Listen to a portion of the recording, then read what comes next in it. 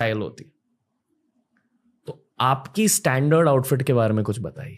गमछा, जो आज एक्सीडेंटली मैं ला नहीं पाया। नहीं कोई नहीं, पहली बार है जब मैं आपको इसके बिना एक्सीडेंटली आई फॉरगॉट गमछा लाना। पर मेरी पर्सनालिटी में गमछा है, और गमछा मुझे हर बात इस बात की याद दिलाता है कि जमीन से नहीं हटना है। जैसे टाई है, एरिस्टोक्रेसी का सिंबल है, गमछा जमीन का सिंबल है।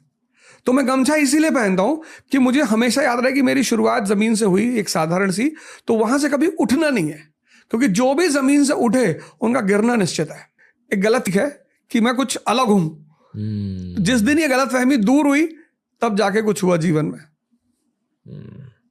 जैसे लोग टैटू करवाते हैं वैसे ही आप गमछा पहनते हो। गमछा पहनता हूं। Okay, beautiful. वही मैं, भारतीय इतिहास बस चीज यही है कि भूल चुके हैं, योग भूल चुके हैं। Wow, okay okay.